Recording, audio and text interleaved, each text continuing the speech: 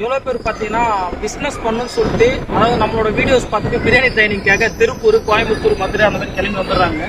But என்னன்னு பார்த்தீங்கன்னா, இந்த மாதிரி விறகடுப்பில் நின்று சமைக்க முடியாமல் பயந்துட்டு ஓடிடுறாங்க. நல்லா ஒன்று புரிஞ்சுக்கிங்க. சும்மா ஏதோ ஏனோ காணும் பிஸ்னஸ் பண்ணணும்னு நினைக்கிறவங்களுக்கும், அப்பா அம்மா காசில் பிஸ்னஸ் பண்ணணும்னு நினைக்கிறவங்களுக்கு, இந்த சும்மா பணம் இருக்குது எதனாச்சும் ஒன்று ட்ரை பண்ணலாம்னு நினைக்கிறவங்களுக்குலாம் கண்டிப்பாக சொல்கிறேன், இந்த கிச்சனில் விறகடுப்பில் நின்று பிரியாணி பண்ணுறதுலாம் ரொம்ப கஷ்டம்.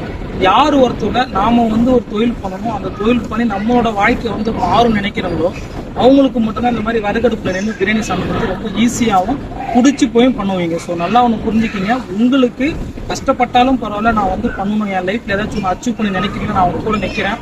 பிரியாணி கற்றுத்தரது மட்டும் இல்லாமல் உங்கள் பிஸ்னஸ் ஃபுல் அண்ட் ஃபுல் சக்ஸஸ்ஃபுல்லாக பண்ணுறதுக்கு நான் உங்க கூட A to Z ஃபுல்லாக என்ன பண்ணுறேன். ஸோ மறக்காமல் கஷ்டப்படணும்னு நினைக்கிறவங்க மட்டும் என்கிட்ட வாங்க, இல்லைனா யாரும் வராதிங்க. ஏன்னா இங்கே கஷ்டம் மட்டும்தான் ஒருத்தனை உயர்த்தும். நீங்கள் கஷ்டப்படாமல் ஏதாச்சும் ஒன்று அச்சீவ் பண்ணணும், கஷ்டப்படாமல் ஏதாச்சும் கிடைக்கணும்னு நினச்சினா கிடைக்காது. ஒரு சில பேர் கிடைக்கலாம், பட் அதே மாதிரியே உங்களுக்கு கிடைக்குமா கேட்டால் கிடைக்காது. கஷ்டப்பட்டால் தான் ஒரு சில விஷயங்கள் நடக்கும் உங்களுக்கு.